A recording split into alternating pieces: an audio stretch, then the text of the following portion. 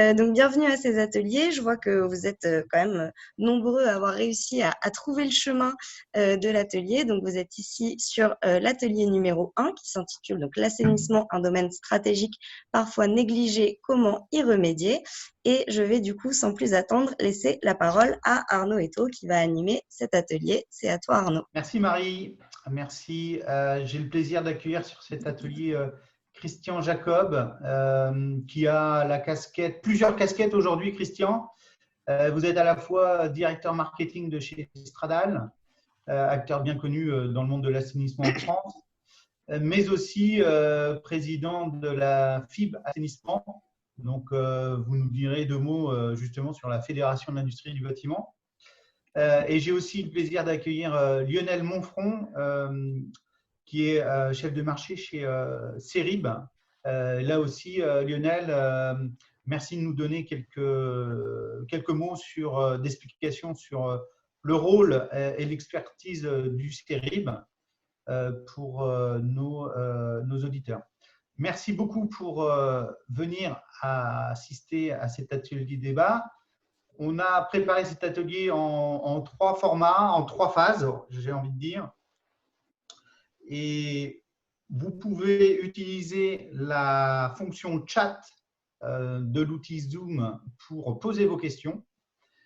Marie sera là ou quelqu'un de la régie chez Idealco sera là pour animer et répondre aux questions et nous les poser.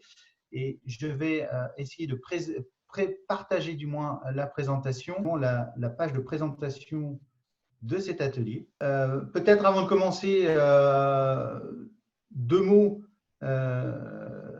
Christian et Lionel, pour vous présenter à l'assistance. Donc, c'est OK, on me dit que tout le monde voit la présentation. Et voilà, c'est bon. Donc, je suis Christian Jacob. Donc, comme vous l'avez dit Arnaud, là, je suis directeur marketing chez Stradal et président de FIB Assainissement. Et FIB, ça veut dire Fédération de l'industrie du béton et pas du bâtiment. Mais c'est vrai que le B est un terme, est une lettre souvent usitée, quoi, hein. Donc, en fait, comment dire, la Fédération de l'industrie du béton, comme son nom l'indique, recouvre l'ensemble des industriels qui interviennent dans la préfabrication de solutions en béton, que ce soit dans le domaine du bâtiment et dans le domaine des infrastructures, quoi. Et donc, dans ce cadre-là, ben, effectivement, je dirais, il y a des solutions, je dirais, adaptées au réseau d'assainissement qui soient usées ou pluviales. Merci Christian. Lionel, et je me sens que votre micro était coupé. Bien, eh bien, donc je suis Lionel Monfron, je suis donc directeur produit marché au Cerib. Le Cerib, c'est le centre d'études et de recherche de l'industrie du béton qui accompagne les industriels qui font des produits préfabriqués en usine, hein, que ce soit dans le domaine du bâtiment ou dans le domaine des travaux publics et particulièrement de l'assainissement. Donc, on les accompagne aussi bien en normalisation qu'en certification ou pour le développement de leurs produits. D'accord. Merci, messieurs, pour cette brève introduction. Donc, on est là pour répondre à une question. La question, elle est posée. L'assainissement, un domaine parfois négligé. Dans la préparation de cet atelier, on s'est même posé la question de mettre entre parenthèses le mot « parfois » ou carrément le supprimer, tellement il y a des choses à faire. Avant de commencer, on va faire peut-être un petit état des lieux pour poser les choses. Et l'état des lieux, on le présente de cette manière. Je l'ai présenté tout à l'heure, lors de la publication du kit de l'élu, on a remis quelques chiffres sur les réseaux en France. Et pour les réseaux d'assainissement collectif et d'eau pluviale, on a quelques chiffres à partager sur la longueur totale de ce réseau, sa valeur patrimoniale. Ce qui me semble important à souligner, c'est le taux de renouvellement de 0,48%, qui est assez faible en soi. Et moi, j'aimerais poser d'abord une question sur l'historique. Et là, je me tourne vers vous, Christian. En tant qu'industriel chez Stradal, vous avez accompagné la construction des réseaux d'assainissement en France. Qu'est-ce que vous pouvez nous dire sur l'histoire de ces réseaux en France ? C'est d'ailleurs ce patrimoine, effectivement, là, c'est important d'avoir ces chiffres en tête et notamment cette valeur de 190 milliards d'euros. Mais c'est un patrimoine, en fait, qui s'est construit de façon, j'allais dire, non linéaire, quoi, hein. C'est-à-dire qu'il y a eu une forte accélération après les années 60, quoi, au sortir, je dirais, enfin, un peu plus après la Seconde Guerre mondiale. Et donc, aujourd'hui, j'allais dire, il y a à peu près plus de 50% de notre patrimoine qui date, j'allais dire, de 60 ans, voire, et si on ajoute les années avant, je dirais beaucoup plus ancien, quoi, hein. Donc ça, j'allais dire, c'est une caractéristique importante à avoir en tête, c'est que un réseau d'assainissement, initialement, il est prévu, je dirais, dans les amortissements au niveau des collectivités locales pour une durée de vie de 50 ans, quoi. Donc aujourd'hui, je dirais, on a la plus grosse partie de notre réseau d'assainissement qui est au-delà de cette valeur-là. Donc avec toutes les conséquences que ça peut occasionner. Et j'allais dire, justement, là, par rapport à ce que vous disiez, Arnaud, là, sur le 0,48% de renouvellement, il faut savoir que là, malheureusement, c'est là où le terme négligé a un peu son importance, c'est qu'il est quasiment du double, voire du triple pour l'eau potable, quoi, hein. Là, je dirais, alors après, on peut se dire que effectivement d'avoir l'eau au robinet, c'est essentiel, mais d'avoir un bon réseau d'assainissement pour les eaux usées ou les eaux pluviales, on peut considérer que c'est également essentiel. Et tout à l'heure, d'ailleurs, on le rappelait dans le cadre de l'épisode du Covid, quoi. Donc là, je dirais, c'est un sujet qui, malheureusement, va prendre de plus en plus d'importance parce que si on ne fait rien, ben, un patrimoine, c'est comme une maison, hein, c'est comme une voiture. Plus on attend, moins ça va, quoi. Et donc, il est important, je dirais, d'avoir conscience de ces enjeux et bon, de faire en sorte, je dirais, de les intégrer au fur et à mesure dans les plans d'investissement. D'accord. Lionel, deux mots sur les caractéristiques d'un réseau d'assainissement, peut-être. Quel type de matériaux on peut trouver sur un réseau de ce type, généralement? Alors là aussi, hein, il y a un petit peu d'histoire. Les premiers réseaux, c'est les ovoïdes maçonnés, hein, tels qu'on les trouve dans la région parisienne, mais on en trouve également dans d'autres villes de province, hein. Puis c'est développé essentiellement le grès et le béton, hein, béton qui a été très vite du béton armé d'ailleurs. Béton armé a été inventé, hein, fin du 19e siècle, et une des premières applications du béton armé, ça a été les tuyaux, hein. Donc on a un retour d'expérience relativement long sur le sujet, hein, même si, comme le disait Christian, l'essentiel, je dirais, de la production et des capacités de production se sont développées après la Seconde Guerre mondiale. Voilà. Bon, on a évidemment également, je dirais, qui ont surgi dans les années, fin des années 70, début des années 80, tous les composants que peuvent être, je dirais, le PVC, le polyéthylène, dans une moindre mesure le polypropylène. Et puis a émergé aussi assez récemment, alors que c'est un vieux tuyau, mais qui était utilisé plutôt dans le domaine de l'eau potable, je dirais la fonte, hein, voilà. Pour ne me fâcher avec personne, je ne vais pas oublier le polyester renforcé de fibre de verre qui est apparu à peu près aussi avec les autres composants plastiques. Donc on se retrouve finalement avec, je dirais, des matériaux, je dirais, relativement anciens que sont le grès et le béton qui, je dirais, on aime bien le dire parce que finalement, ces réseaux anciens, ils sont encore là. Alors c'est peut-être un peu dommage, hein, parce qu'il faudrait peut-être les entretenir un peu plus, hein, mais on a une expérience étayée des durées de vie longues, hein. Et puis on a les autres matériaux un petit peu plus récents qui travaillent à leur durabilité et dont on verra dans 30 ou 40 ans si la théorie rattrape la pratique, mais il n'y a pas de raison de ne pas le penser. Alors, pour un béotien, le béton armé, en deux mots, c'est quoi?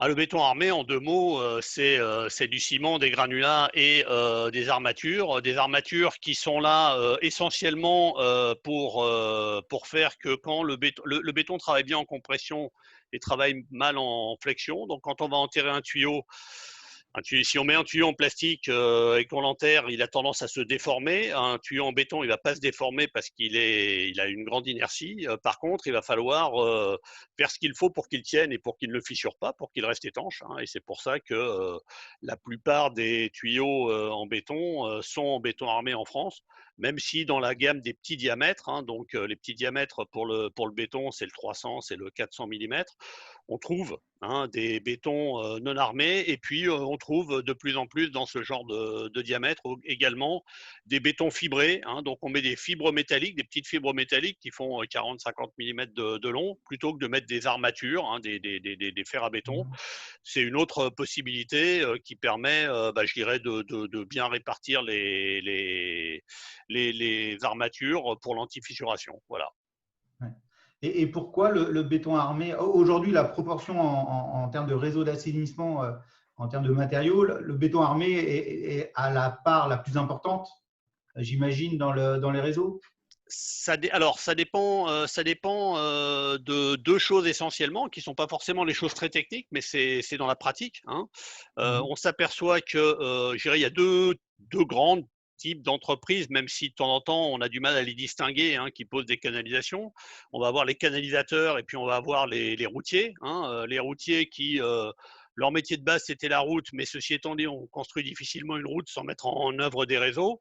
Et les canalisateurs, c'était des gens qui étaient plutôt portés sur l'eau potable, mais qui se sont dit que donc ils savaient faire aussi de l'assainissement. Et on pourrait dire qu'on est sans doute plus implanté dans les chantiers qui sont réalisés par les canalisateurs que dans les chantiers qui sont réalisés par les routiers. Voilà. Après, là, on pourrait rajouter que, comme le disait Lionel, là, disons les tuyaux en béton démarrent à partir de 300 mm et que les réseaux d'eau usée sont souvent en dessous de cette valeur-là, quoi. Et donc, ça veut dire, disons qu'il y a un peu, quelque part, des territoires de prédilection, un peu naturels qui se font sur fonction du diamètre, quoi. Et donc, effectivement, le béton, là, comme le rappelait Lionel, est prépondérant, je dirais, à partir de 300 mm. En deçà, disons, il n'est pas présent. Par contre, le béton est présent dans les regards de visite, quoi, et est compatible, quelle que soit la nature du tuyau qui vient s'y brancher, quoi. D'accord. Ok. Alors, pour illustrer un peu, c'est une question que je vous ai posée lors de la préparation, pour illustrer la négligence et les impacts que peut avoir cette négligence, vous m'avez fait remonter un exemple lors de notre préparation, qui est un exemple assez récent, qui est l'explosion de la rue de Trévise à Paris. Donc, j'aimerais vous poser la question, Christian, pourquoi vous m'avez pointé cet exemple qui permet d'illustrer que la négligence peut avoir des impacts bien visibles aujourd'hui? Et alors, bon, là c'est un exemple malheureusement très malheureux, quoi, mais qui a en fait, au travers des expertises, bon, qui ne sont peut-être pas terminées, mais qui semblent concordantes à l'heure actuelle, je dirais, il y a la rupture de la canalisation de gaz qui a occasionné, disons, cette explosion, a été motivée par le fait qu'il y a une cavité qui s'est créée autour de cette canalisation de gaz, quoi. Et cette cavité s'est créée du fait de fuites d'eau, quoi, et qui ont raviné malheureusement le terrain. Bon, et au bout d'un moment, je dirais, la canalisation n'a pas tenu. Et bon, je dirais, il y avait un aspect au niveau du trottoir visible, puisqu'il y avait le genre de flash là, qui se créait. Et bon, disons, par rapidité d'intervention et par voilà, moindre souci d'inspection, je dirais, le service de voirie de la ville de Paris avait compensé, je dirais, cette flash, quoi, au fur et à mesure. Et bon, voilà, sans aller un peu plus loin. Bon, il y a d'autres exemples, disons, dans le domaine routier, où donc il y avait eu la rupture d'un national entre Montpellier et Lodève, là, où donc il y avait une canalisation à ce moment-là, c'est d'eau pluviale qui passait sous la nationale, quoi, qui, je dirais, qui suite à des ravidements d'eau, disons, c'est rompu et a créé là aussi un effondrement, quoi, hein. Donc, c'est vrai que, comment dire, ces deux exemples montrent qu'il est important d'avoir une surveillance, je dirais, de ces réseaux. Mais ça, je pense qu'on aura l'occasion d'en parler et que donc, malheureusement, sans surveillance, on peut aboutir, je dirais, à des catastrophes ou tout du moins à des accidents très malheureux, quoi. Oui, parce que là, l'exemple pris est un exemple assez emblématique, mais finalement, la négligence se verra au fur et à mesure des années sur de l'affaissement de terrain, sur des fuites sur les réseaux et auront des conséquences moins graves. Mais là, c'était intéressant d'avoir cet exemple assez marquant pour illustrer nos propos. De ce fait, on va arriver sur les points de vigilance. Et là, j'ai envie de donner la main à Lionel pour un peu nous expliquer ce que sont les points de vigilance et peut-être aborder la question de la gestion patrimoniale d'un réseau d'assainissement. Donc, on a illustré ici par quelques icônes qui nous permettent de montrer que la performance d'un réseau dépend souvent de trois fonctions principales. Et je vous laisse nous expliquer votre point de vue, Lionel. Oui, donc bon, la gestion patrimoniale d'un réseau d'assainissement, je dirais, ça commence par suivre son réseau et savoir ce qu'il est, hein, ce qui n'est pas forcément évident, hein.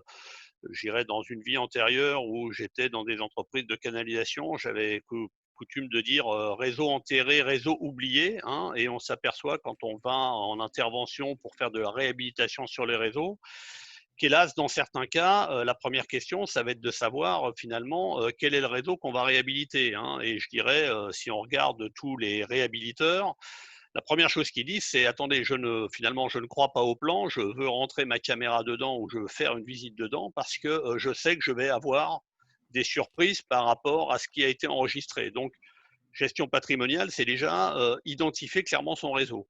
Alors après, ce sera le suivre, hein, ce sera le suivre avec bien sûr trois aspects, un aspect, je dirais, structurel, un aspect d'écoulement, un aspect d'étanchéité. L'aspect structurel, je dirais, on va essentiellement, alors, je dirais, soit on fait de la gestion par le risque et par l'accident, et alors là, on constate les incidents et on intervient en catastrophe. C'est un petit peu la politique de l'autruche. Ça coûte pas cher parce qu'il n'y a rien à faire sur le long terme. Ça coûte très cher quand ça se déclenche, hein, c'est un petit peu le souci, hein, mais hélas, on a encore, on subit encore ça dans de nombreux cas, hein. Le côté écoulement, il est de plus en plus cerné, hein. On a, je dirais, des directives qui maintenant imposent le suivi des réseaux d'assainissement, les mesures de débit, etc. C'est quelque chose qui commence à se développer beaucoup avec la mise en place de capteurs, de mesures de débit au point critique, hein. Donc ça, il y a de gros efforts qui ont été faits sur le sujet, hein. Et l'étanchéité, alors l'étanchéité, c'est un petit peu plus compliqué à cerner, hein. Alors évidemment, on peut voir débit entrant, débit sortant. C'est beaucoup plus facile à cerner quand on est en eau potable, hein, où on sait ce qu'on produit comme eau et on sait ce qu'on facture. Alors après, il y a quelques opérations de maintenance, etc. On ne sait jamais s'il faut les mettre dans les pertes ou s'il faut les mettre dans ce qui est normal d'avoir été consommé. En assainissement, c'est un petit peu plus compliqué. On a un petit peu plus de mal à cerner les entrées, hein. Par contre, on cerne bien les sorties parce qu'on sait ce qu'on doit traiter, hein. Bon, et puis en assainissement, comme on n'est pas en pression, je dirais la non-étanchéité finalement est moins manifeste, hein, mais c'est bon. Et donc on se retrouve dans une situation où on teste en étanchéité à la réception, hein, et ensuite c'est relativement rarement suivi en très factuellement. Mon réseau est-il étanche, hein, c'est plutôt des conséquences en termes d'exploitation et de débit qu'on va avoir. D'accord. Alors, ce qu'on peut dire quand même, c'est que quand on regarde, enfin, quand on regarde les défauts constatés, hein, sur les canalisations, bien souvent, hein, et ça fera peut-être la transition vers les points de vigilance, la majorité des défauts qu'on constate sur les canalisations, c'est des défauts qui sont sur la canalisation dès l'origine. Hein. C'est essentiellement des problèmes d'emboîtement de tuyaux, des problèmes de regard pénétrant, des problèmes de branchement. On se dit que si le travail était bien fait et réceptionné en amont, hein, ce qui l'est depuis des années et de plus en plus, et on pourra le détailler, on pourrait prévenir au moins 80%, voire 90% des défauts constatés, structurels en tout cas. D'ailleurs, vous faites une très belle transition sur la prochaine diapo qui concerne les règles de l'art à respecter. Et là, vous nous avez partagé deux documents, qui est le mémento technique de l'AST et le fascicule 70-1. Donc, qu'est-ce que vous recommandez de retenir de ces deux documents? Alors, si j'ai évoqué ces deux documents et puis j'ai vu un petit message là qui passait en disant n'oubliez pas de parler RERO, j'en parlerai après. Hein, ces deux documents, en fait, c'est les règles de l'art de la bonne construction. C'est finalement, si vous voulez avoir des réseaux que vous aurez à gérer, je dirais, avec le moins de risques possible, encore faut-il qu'ils aient été bien conçus. Hein. Alors, ces documents, ils sont relativement anciens, même si là, je vous ai mis les dernières versions. Hein, le mémento de l'AST, c'est l'ancienne instruction technique de 77, donc qui date de 77, hein, mais il y en avait eu dans les années 60 qui déjà le faisaient. Et je dirais c'est un petit peu les règles de bon sens de la conception, alors des ouvrages d'assainissement en général et des réseaux en particulier. Et un accent particulier a été mis, je dirais, dans le chapitre canalisation, d'une part sur le dimensionnement hydraulique, hein, qui souvent, je dirais, est négligé ou vu de façon très optimiste. Hein. On a eu pendant des années des guéguerres sur le coefficient hydraulique à prendre en compte pour déterminer les débits en disant bah, moi mes tuyaux sont plus lisses que lisses et bien sûr vous allez pouvoir débiter davantage. L'avantage de ce mémento, c'est que je dirais tout le monde s'est mis d'accord, y compris ceux qui avaient pu prêcher l'optimisme à une époque pour dire non, un réseau d'assainissement, vu ce qui va couler dedans, très vite tous les réseaux seront équivalents et ne soyez pas trop optimistes. Hein, basez-vous sur des coefficients d'écoulement de Manning-Strickler de 70, mais 90 c'est un très très grand maximum. Donc je pense que c'est un peu de réalisme, je dirais en matière de dimensionnement. Les règles ont été rappelées hein, dans ce mémento. Le deuxième point qui est important dans ce mémento, très important quand on parle de l'hydraulique et surtout quand on parle de l'assainissement, c'est de dire oui, c'est bien de se poser la question du débit maximum à véhiculer, mais c'est bien aussi de se poser la question de l'autocurage. Hein. L'autocurage, c'est finalement quel est le débit minimum que je dois avoir dans ma canalisation pour ne pas agglutiner les dépôts dans le fond. Hein. Et je dirais c'est intéressant parce que ce document, je dirais, fait le point sur la façon de calculer cet autocurage. Vous verrez qu'il y a quatre méthodes qui ont été émises parce que finalement, c'était très difficile de les trancher. Il y avait des habitudes dans un sens, dans un autre. Mais c'est bien fait parce qu'il y a, je dirais, une ABAC qui montre en couleur, je dirais, les 4 domaines à respecter. Hein, et donc, on peut, se faire son propre choix. On sait qu'on va passer 2 méthodes et pas les 2 autres. On peut savoir où on va pour savoir quelle est la pente minimum finalement qu'il faut avoir sur des réseaux.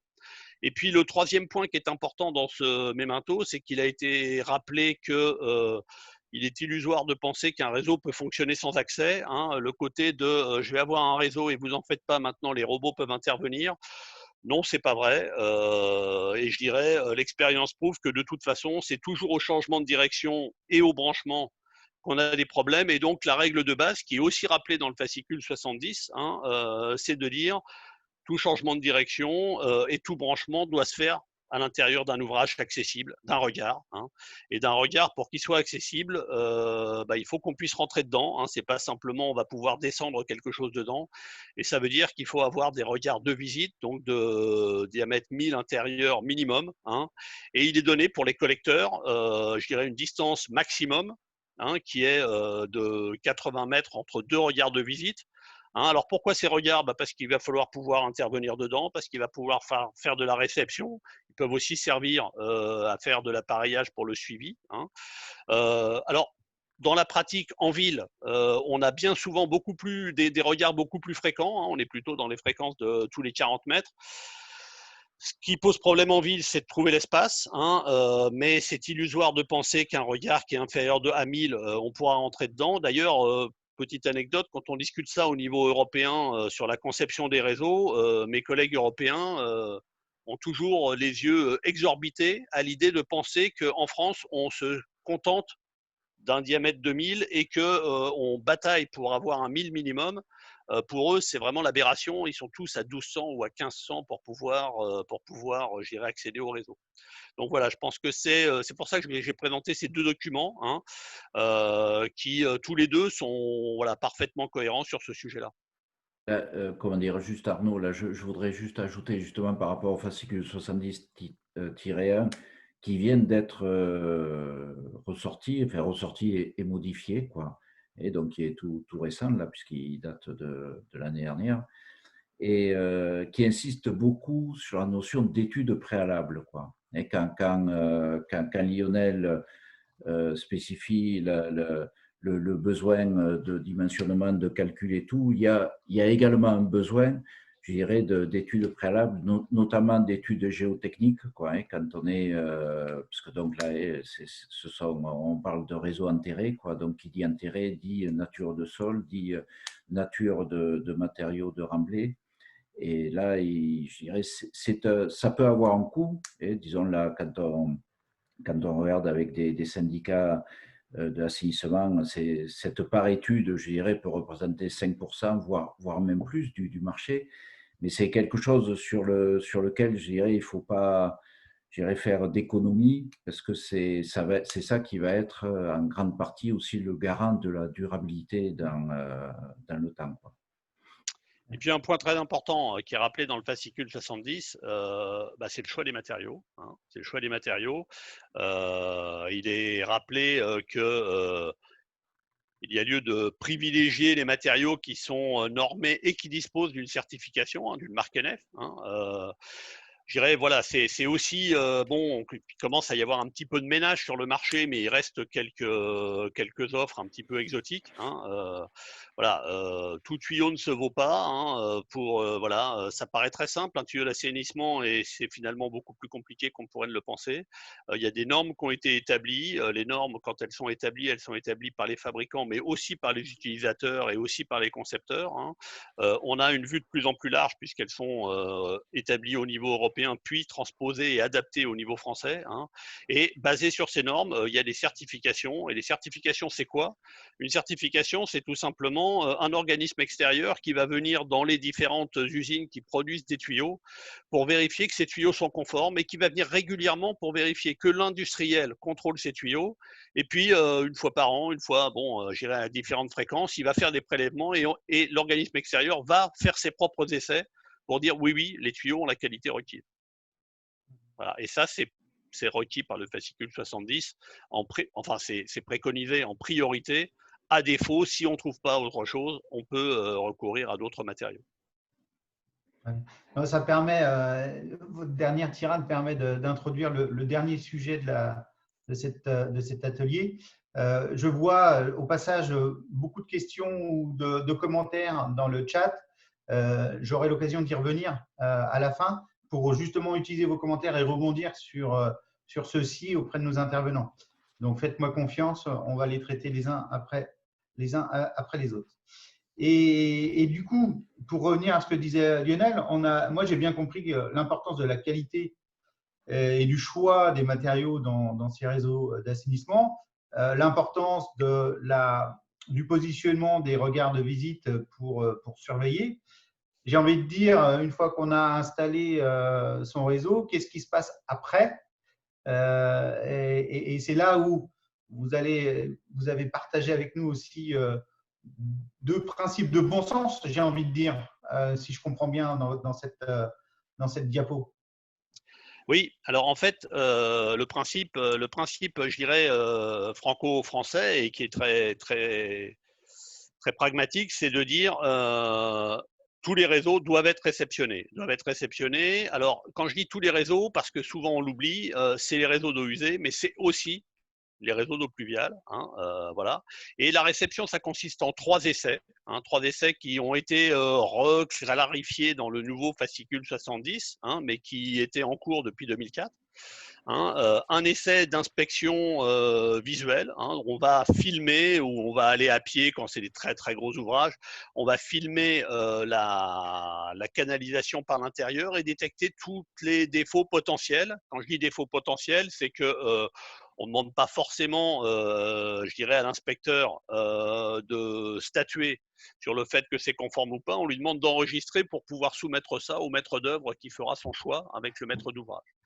Un deuxième essai qui est fait, c'est un essai d'étanchéité. Et essai d'étanchéité, ce qui est important, c'est que l'essai d'étanchéité, il doit être fait pour tous les tronçons de canalisation, mais également pour les regards. Et ça, c'est important. Et puis, l'essai qui est complètement négligé dans la plupart des cas, c'est l'essai de compactage. L'essai de compactage, c'est de vérifier avec un pénétromètre que le remblai autour de la canalisation est satisfaisant et va pouvoir donc permettre une bonne assise de la canalisation. Alors souvent, cet essai, il est arrêté au-dessus de la canalisation. Ça revient à dire qu'on contrôle ce qui ne sert à rien. La seule chose qui est intéressante à contrôler pour une canalisation, c'est de contrôler ce qu'il y a sur le côté de la canalisation et au fond. Si vous contrôlez que le dessus, ça sert à la voirie, ça sert à savoir que votre voirie sera stable, mais ça ne sert à rien pour assurer la pérennité de votre canalisation. Alors, on a un peu de chance quand on pose des tuyaux en béton, c'est qu'on est beaucoup, beaucoup moins sensible que des matériaux flexibles. Je dirais au remblai, donc à la limite, je dirais, nous, la conséquence d'un mauvais remblai, elle va pas trop se focaliser sur le tuyau, elle va plutôt se focaliser potentiellement sur des tassements en surface ou sur les bâtiments. Par contre, je dirais pour des matériaux plus souples, la conséquence d'un mauvais remblai, ça va tout simplement être de l'ovalisation, et donc potentiellement, je dirais de la perte d'étanchéité ou des difficultés d'entretien. Alors ces 3 essais, ils sont obligatoires sur les réseaux neufs.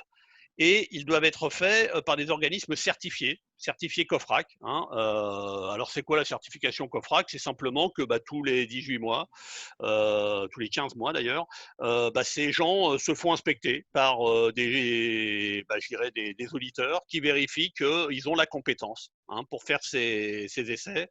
Et puis, pour se faire tirer les oreilles quand ils arrêtent les contrôles de compactage au-dessus de la canalisation alors qu'il faut les mener jusqu'au lit de pause, ou quand ils oublient d'essayer les regards, ou quand ils essayent de façon inadéquate toutes ces canalisations. Voilà.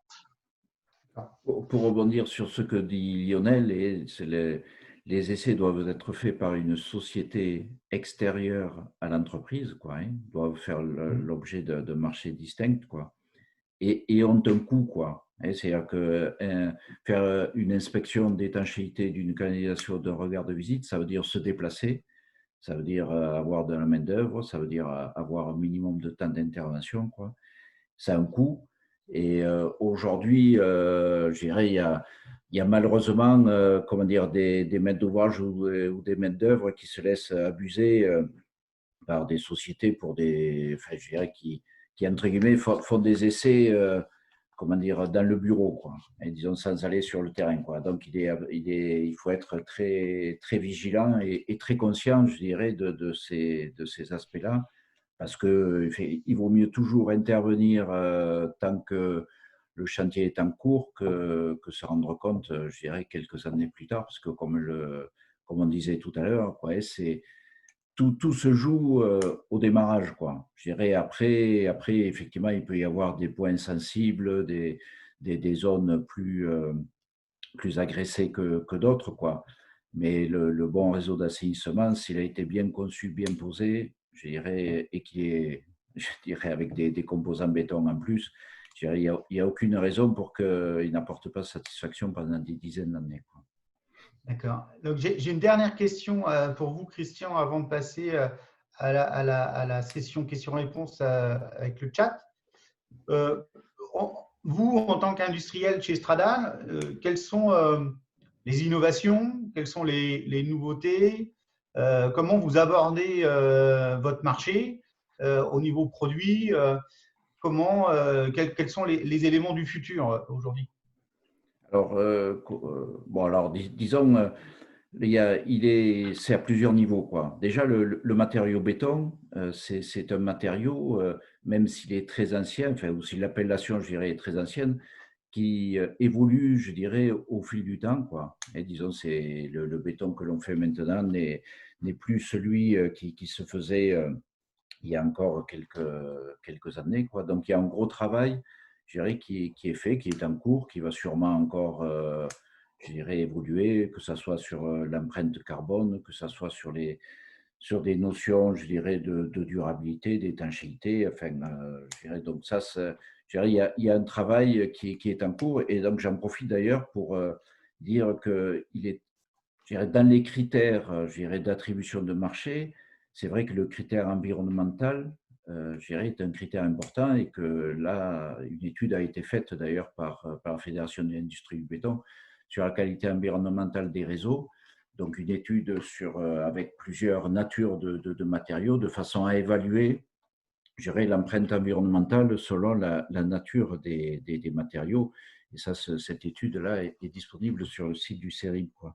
Donc ça, c'est sur le matériau proprement dit. Ensuite, sur un dispositif constructif, ben, je dirais ce sont des évolutions qui vont permettre, par exemple, des facilités, une plus grande facilité de manutention, une plus grande facilité, je dirais, dans le raccordement des canalisations, je dirais, une mise à disposition des produits qui est possible dans le sens où l'industrie du béton est une industrie qui est répartis de façon homogène, je dirais, sur l'ensemble du territoire français. Je dirais, on peut considérer qu'on n'est jamais à plus de 50 ou 100 km d'une usine qui fabrique des produits en béton et des produits en béton pour l'assainissement. Donc, voilà, disons, notre travail aujourd'hui, c'est véritablement à la fois de travailler sur les matériaux, les solutions techniques, et également sur je dirais, sur notre empreinte, sur l'empreinte de notre industrie dans ce monde bon, qui, je dirais, avec le Covid, connaît peut-être une accélération, je dirais, sur les enjeux environnementaux, quoi. Donc, il nous reste 5 petites minutes pour aborder les questions qui ont été posées sur le chat. Donc, je rassure tout de suite, Michel Mirieux, qui est responsable du SPANC de la communauté de communes des Loges. Effectivement, vous avez tout à fait raison de préciser que le domaine de l'assainissement ne se limite pas à l'assainissement collectif, il faut aussi parler du non collectif. Là, explicitement, nous avions pris le parti pris des réseaux d'assainissement collectif. Donc, on n'a pas du tout abordé l'ANC. Donc, ça sera peut-être, et j'espère, le sujet d'une prochaine matinale. Pour rebondir sur le commentaire d'Anne-Christine, évidemment, un réseau d'assainissement ne se limite pas aux canalisations, mais bien évidemment aussi aux ouvrages de connexion, de branchement et de dérivation. Donc, c'est important de le faire. Et c'est vrai que dans le discours, on a toujours tendance à parler de tuyaux. C'est un peu le raccourci. Laurent Coty qui fait une remarque assez intéressante et peut-être que s'il peut préciser, on a parlé des diamètres des regards, donc je pense que là, il rebondissait sur les propos de Lionel qui disait que les diamètres étaient de 1000 et c'est peut-être une aberration au vu de ce que se fait en Europe où ils sont un peu plus grands. Donc peut-être que là, Laurent fait un appel aux industriels et fournisseurs pour avoir des regards plus grands. Et puis, j'ai une dernière question il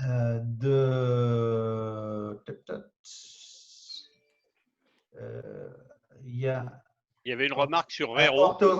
Oui, il y a Hortense et Rero, effectivement, je ne peux qu'encourager les gens qui ont de la réhabilitation à se référer au programme Rero et à toutes les recommandations qui ont été faites sur le sujet. Oui. Le Rero, en 2 mots, c'est quoi? C'est l'acronyme de réhabilitation des réseaux. Donc, c'est un travail qui s'est mené pendant des années avec, je dirais, beaucoup d'expérimentation dans le cadre d'un projet national, des recommandations sur la mise en œuvre et la conception des réhabilitations. C'est vraiment un très gros travail méthodologique pour savoir ce qu'il y a à réhabiliter et comment réhabiliter. C'est vraiment un ouvrage de référence. D'accord, ok. Et puis Hortense Brett qui mettait le doigt sur une question de sécurité sanitaire. puisqu'elle mentionne qu'il y a beaucoup d'amiante-ciment dans les réseaux d'assainissement. Et effectivement, l'amiante, c'est des précautions supplémentaires lorsqu'on manipule, qu'on coupe, qu'on découpe, qu'on dépose, qu'on entretient, qu'on enlève.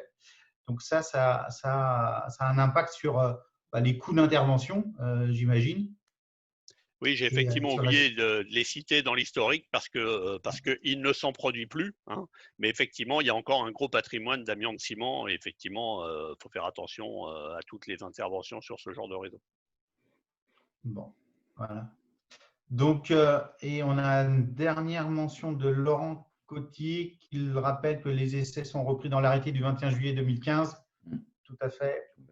D'ailleurs, on fera dans le kit de l'élu, on a fait une première partie qui a été publiée sur le site. On fera une deuxième partie. On aura une petite focale spécifique sur l'arrêté du 21 juillet 2015. Donc, je vous inviterai à télécharger le kit de l'élu partie 2 qui se trouvera sur le site monreseaudo.fr.